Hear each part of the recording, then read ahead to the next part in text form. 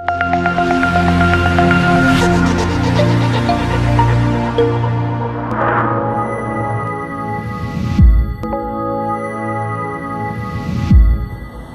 días, hermanos. Damos la bienvenida a las personas que nos acompañan en redes sociales, en línea. Gustavo me pidió que compartiera con ustedes sobre el libro del apóstol Pablo a los Efesios, la carta de Pablo a los Efesios. Es una carta maravillosa, quizá de las más profundas que hay en el Nuevo Testamento. Es así como que el Evangelio en su esencia. Y bueno, Pablo logra condensar en un libro la maravillosa obra de Dios, y dentro de esa obra él hace una oración por la iglesia, y pide por espíritu de sabiduría y revelación, y eso es lo que hoy nos vamos a estar enfocando. Para darles una breve introducción al libro en general, fue escrito por Pablo. Se sabe que lo escribió cuando estaba prisionero en Roma, y él lo dirige a la iglesia que está en Éfeso. Éfeso, ahí ven bien, sí. Estaba en la costa occidental de lo que en aquel tiempo se llamaba Asia Menor, que era, pues por supuesto, parte del Imperio Romano. Se sabe que era una de las, creo que las principales ciudades del Imperio Romano, era la cuarta, porque por ser costa, por ser una marítima, permitía mucho intercambio marítimo entre Corinto y las demás ciudades, y por supuesto permitía que Pablo en sus viajes misioneros, ¿verdad?, bajara y viniera de Corinto a Éfeso. Eso lo vemos en Hechos. Y entonces en la primera visita él viene y se mete a la sinagoga y empieza a persuadir a los judíos del Evangelio, ¿verdad? Y vemos en Hechos que la palabra lo que nosotros llamamos el Evangelio, que es la buena noticia de Jesús, llegó primero a los judíos. Y Pablo está ahí un espacio de 3 meses, dice la palabra, y después de eso se va, y en su tercer viaje misionero logra hacer una segunda visita, y dice la palabra que él llega y se encuentra 12 discípulos, ¿verdad?, que son, y él les pregunta que si recibieron el Espíritu Santo. Entonces dicen que no sabían ni que existía, y en que fueron bautizados. Entonces ellos eran discípulos de Juan el Bautista, tenían el bautismo de arrepentimiento, pero no habían escuchado el Evangelio. Entonces Pablo les predica, y dice la palabra, ellos reciben el Espíritu, profetizan, empiezan a hablar en lenguas. Y bueno, él se queda como 2 años en Éfeso. Dice en Hechos que toda Asia, ¿verdad?, todos los judíos y griegos en Asia llegaron a oír el mensaje, la palabra de Dios. Por supuesto que no fue una estadía pacífica. O sea, no era que él se dedicaba a andar en jet ski ahí los fines de semana a surfear, ¿no? O sea, si uno lee en Hechos, vemos que él,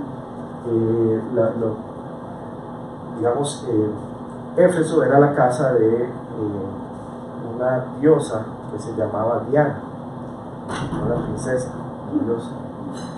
También la palabra le llama como Artemisa en algunas versiones.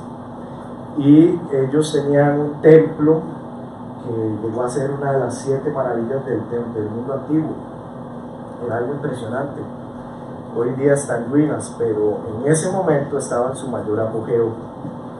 Y lo que sucede con muchas veces se había convertido en un negocio lucrativo vender imágenes del templo entre los que adoraban. Entonces, como Pablo había impactado tan fuerte, la gente ya no compraba. Entonces los orfebres, y él habla de Demetrio, él empieza a decir: nos está quebrando, este judío vino aquí con esas ideas y ya la gente no compra.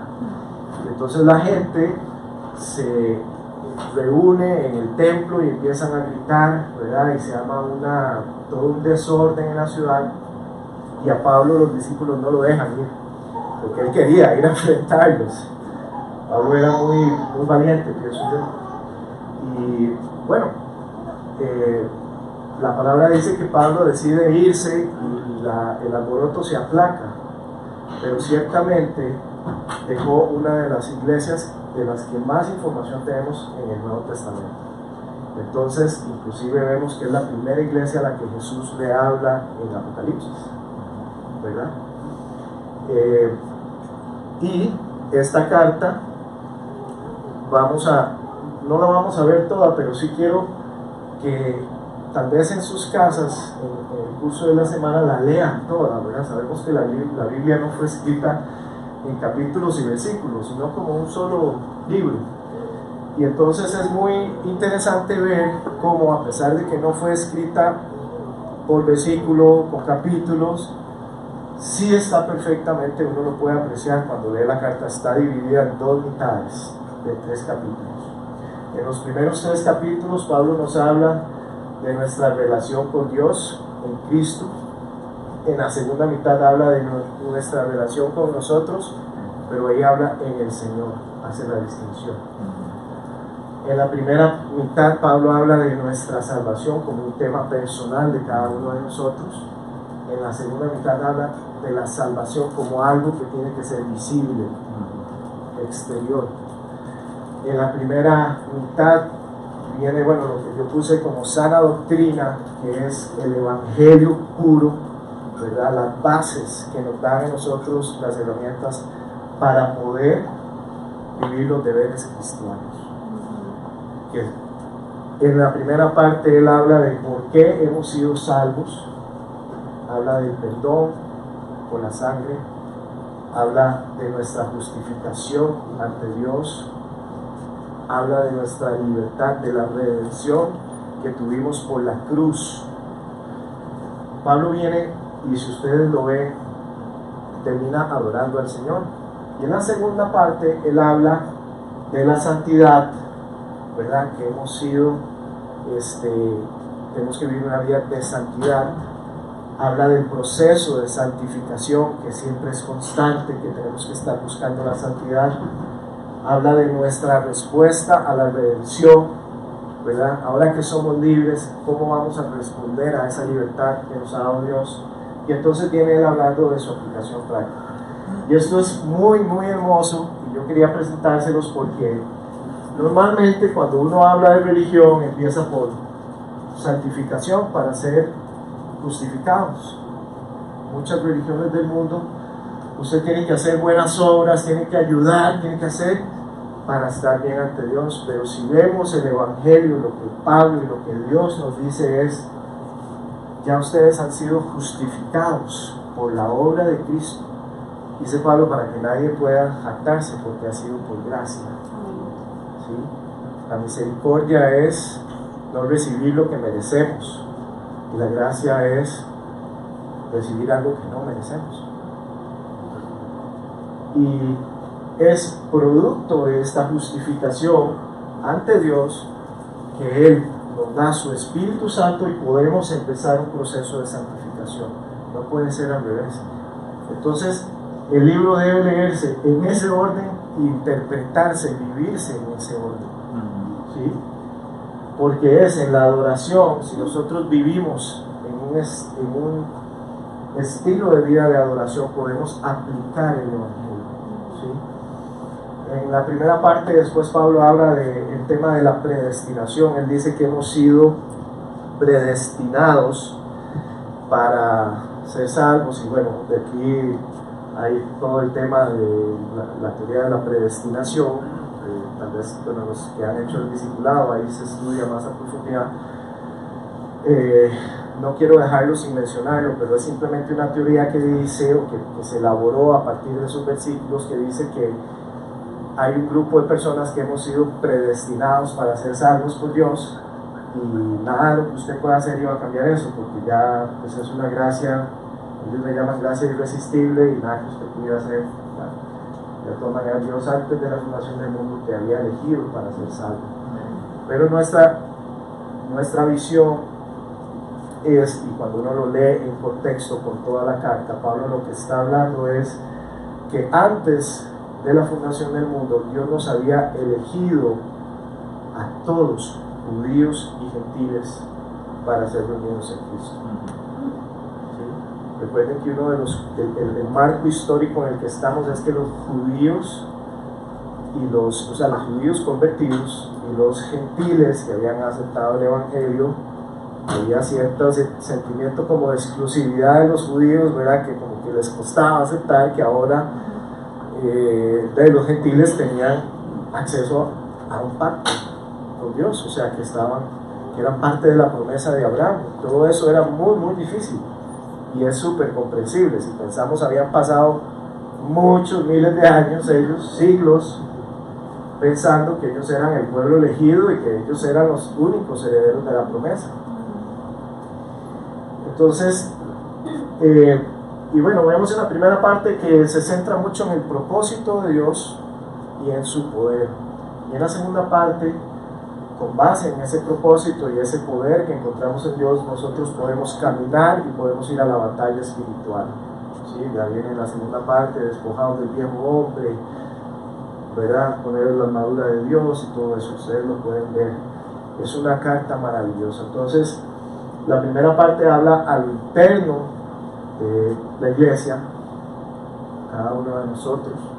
La segunda parte es nosotros hacia lo externo, ¿verdad? La dimensión vertical, yo con Dios, y la dimensión horizontal del Evangelio, porque Pablo lo menciona en esta carta. A Dios le pareció que esa era la mejor forma de hacerlo, ¿verdad? Él pudo haber mandado a Jesús hoy y todos hubieran hecho un video del Calvario y tal vez verlo en su casa y vive una salvación personal y una necesidad con veras. Pero no, Él escogió hacerlo por medio de su iglesia. ¿Sí? Muy interesante y muy hermoso también, vamos a verlo, y nos vamos a ir ya aterrizando en el tema de la charla de hoy, del mensaje. Los primeros 3 capítulos uno los puede ver como un servicio de adoración.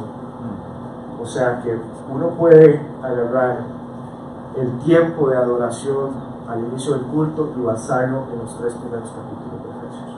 Pablo empieza diciendo: bendito sea el Dios y Padre de nuestro Señor Jesucristo, que nos bendijo con toda bendición espiritual en los lugares celestiales en Cristo, según nos escogió en Él antes de la fundación del mundo, para que fuésemos santos y sin mancha delante de Él, en amor, habiéndonos predestinado para ser adoptados hijos suyos por medio de Jesucristo, según el puro afecto de su voluntad, para alabanza de su gloria, de la gloria de su gracia, con la cual nos hizo aceptos en el amado.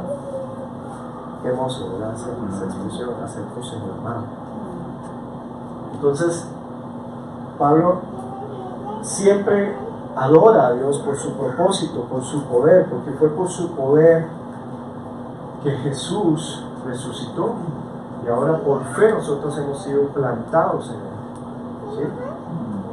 ¿Sí? Y después ora, después Pablo predica, comunica la buena noticia que hemos sido salvos por gracia, que nuestros pecados han sido perdonados. Vuelve a orar a Dios y pide que seamos fortalecidos en el hombre interior, es decir, en el espíritu, ¿verdad? Lo que nosotros debemos fortalecer, ¿verdad?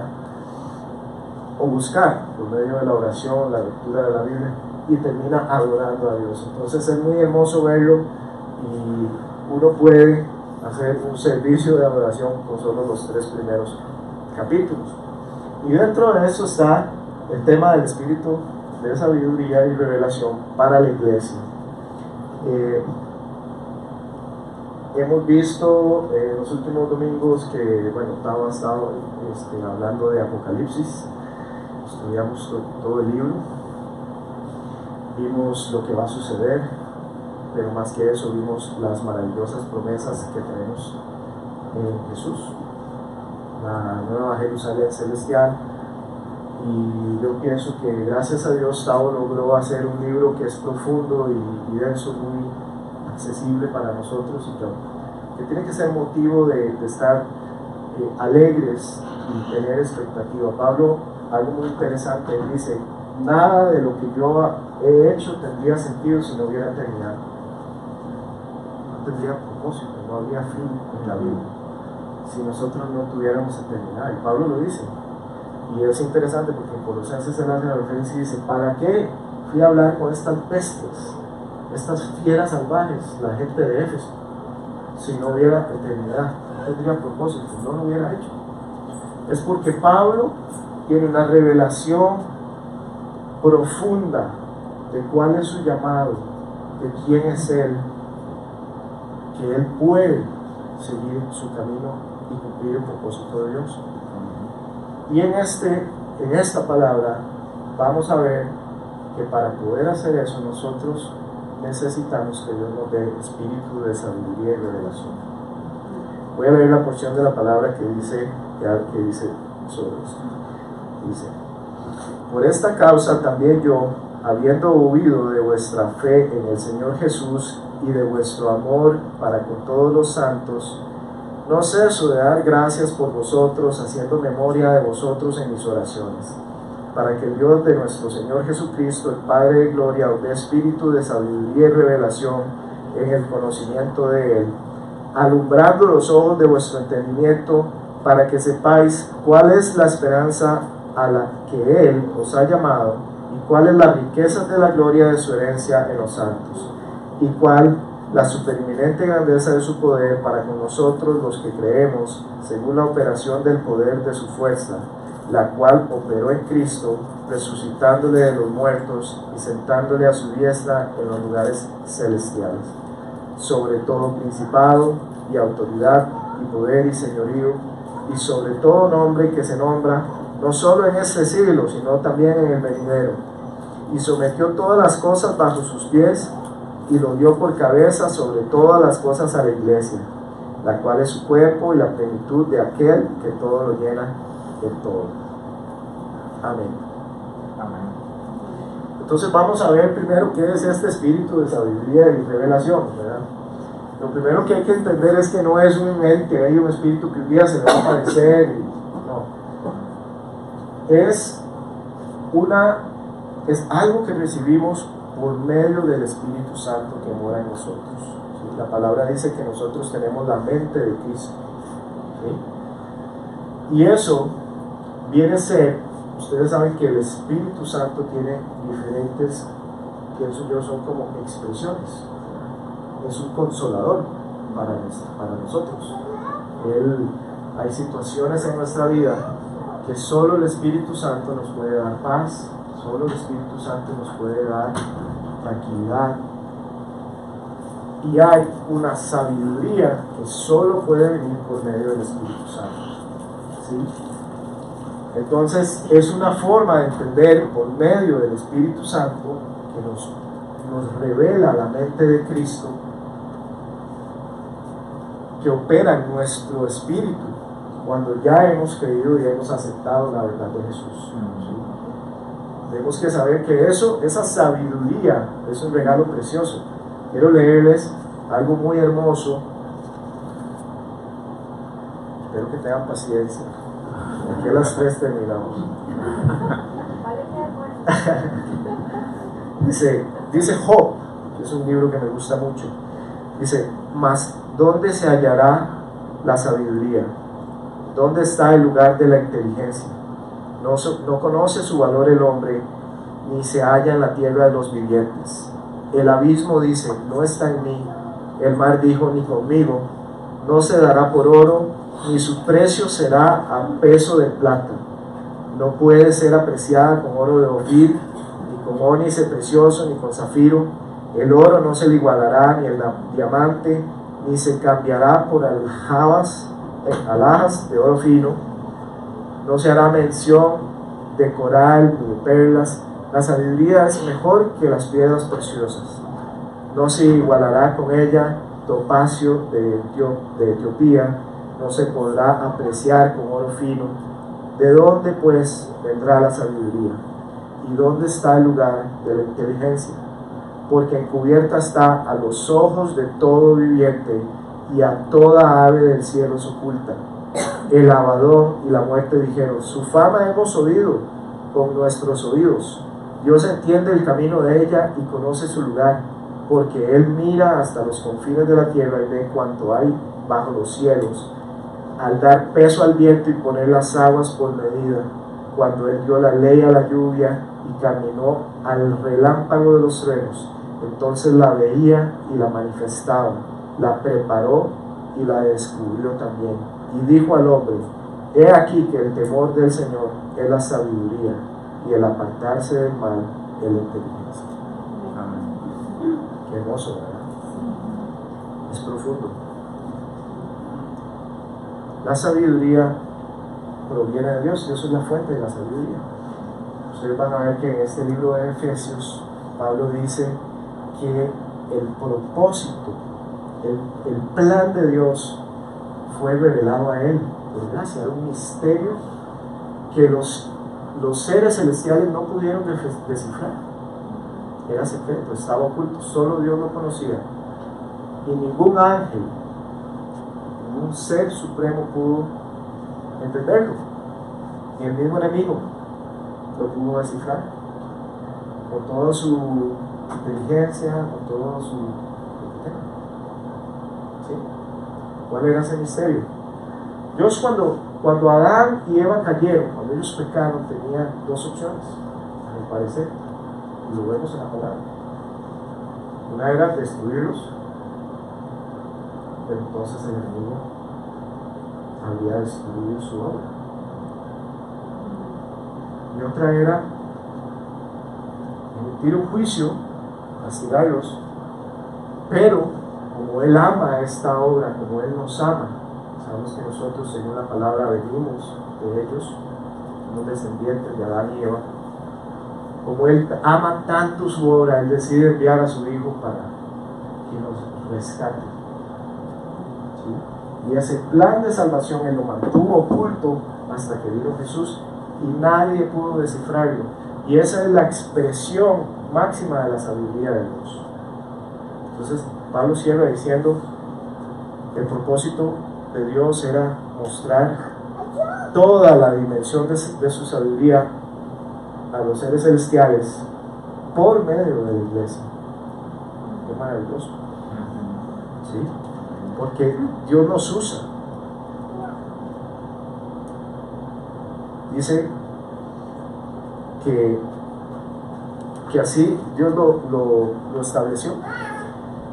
Y lo otro que Pablo menciona es revelación, o sea, la sabiduría, que sabemos ahora que Dios es la fuente, que no estamos hablando de inteligencia, tiene que tener revelación. Y la revelación no estamos hablando de intelecto, sino que vamos a entenderlo como algo, descubrir algo que ya estaba en la palabra, que ya Dios había hecho, pero que tal vez no lo habíamos visto.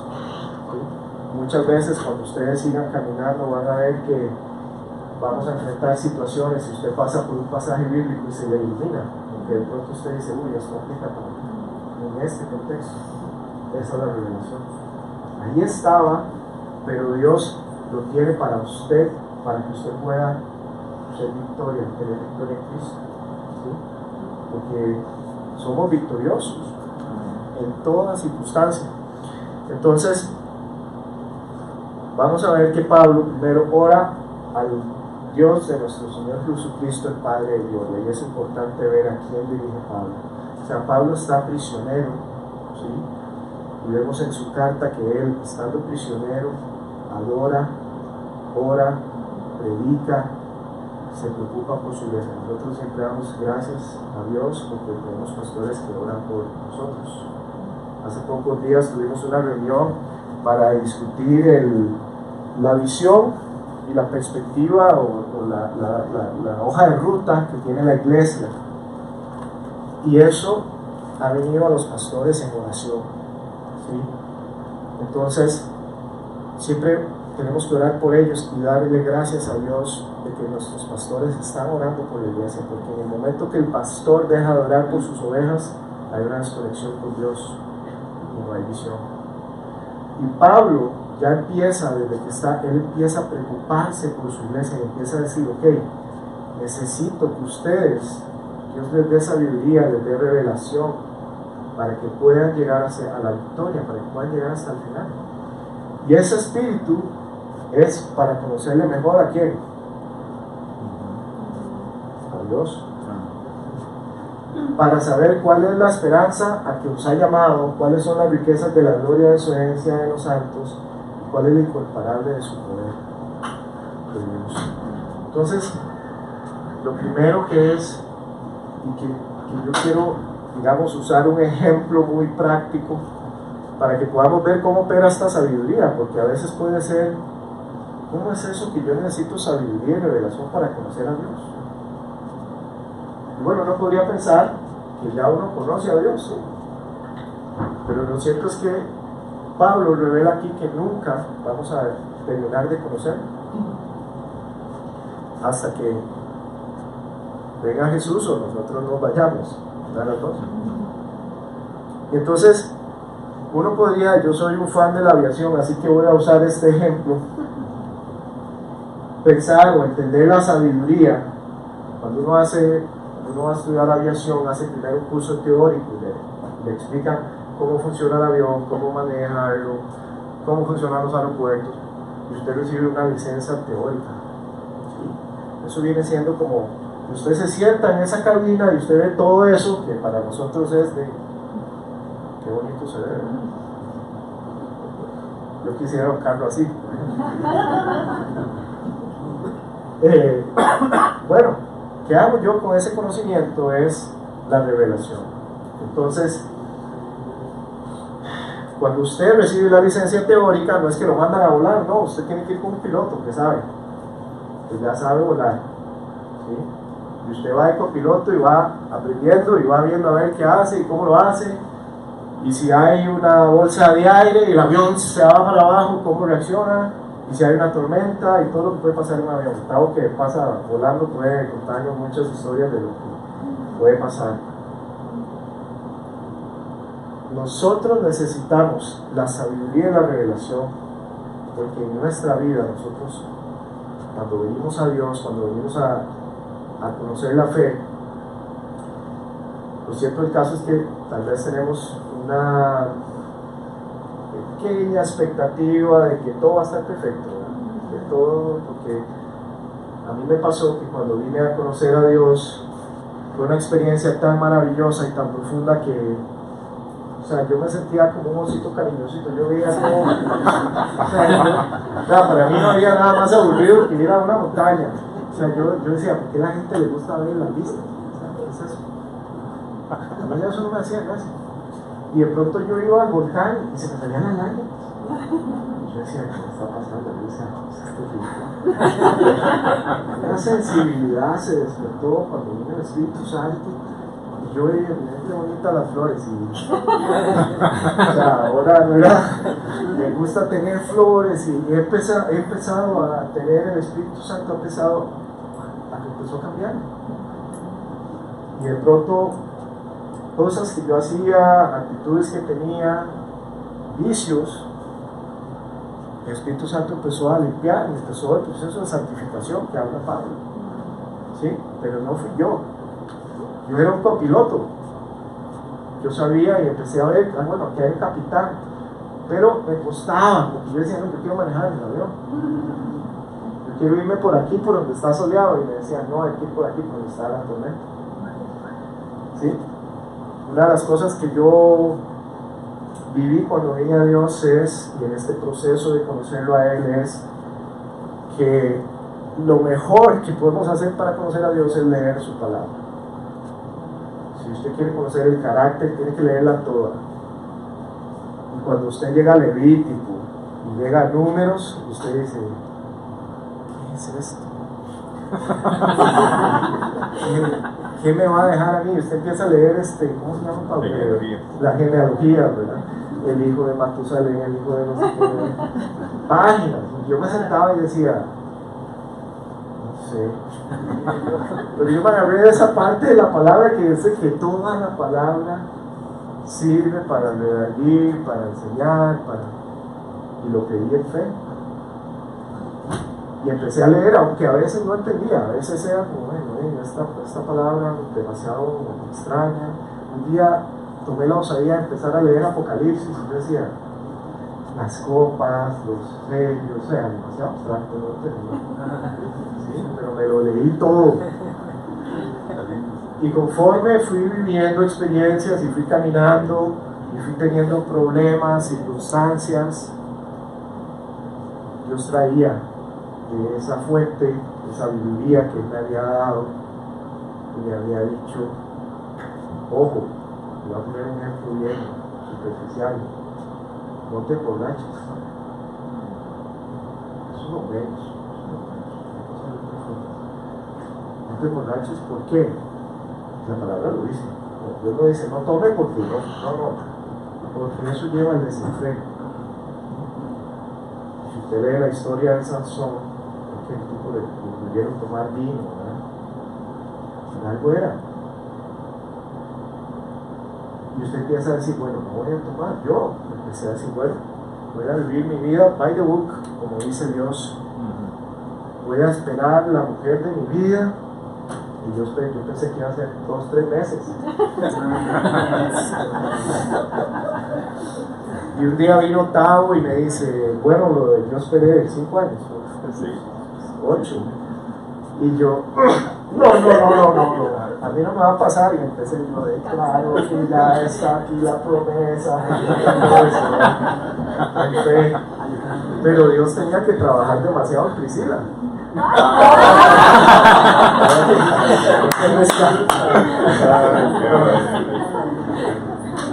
Está con la bebé. Dios empezó a trabajar y cuando yo la veía que ella estaba ahí, se fumaba y yo decía, ok, esto es muy difícil y yo no sé si yo estoy leyendo bien la Biblia. Y iba a Tavo y le decía, Tavo, ¿usted está seguro que eso es así? ¿No será que estamos interpretando esto mal? No, a veces quiere, ¿verdad? Dios se muestra en sus múltiples facetas. Necesitamos conocerlo, porque nosotros sabemos de Dios. ¿Sabe por qué? Porque Él se reveló a nosotros. Exacto. ¿Por qué Él escogió a Abraham?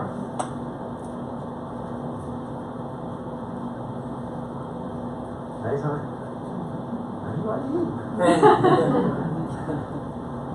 Nada, porque a Dios le dio la gana. Abraham no tenía nada especial, él vivía ahí. Yo siempre digo esto. ¿Qué? ¿Por qué Abraham y no yo? No, bueno, porque Dios quiso revelarse y irse revelando a su pueblo. Y Dios, su historia es la historia de un padre que busca una esposa para su hijo. Y ahora que yo esperé y llegó la esposa, entiendo la profundidad de eso, ¿verdad? Es hasta que fui padre que pude como que tener un poquito la dimensión de lo que es ese amor que Él tiene con Jesús. A mí nunca se me va a olvidar la primera vez que fui al médico y usted escucha por primera vez el corazón de un hijo.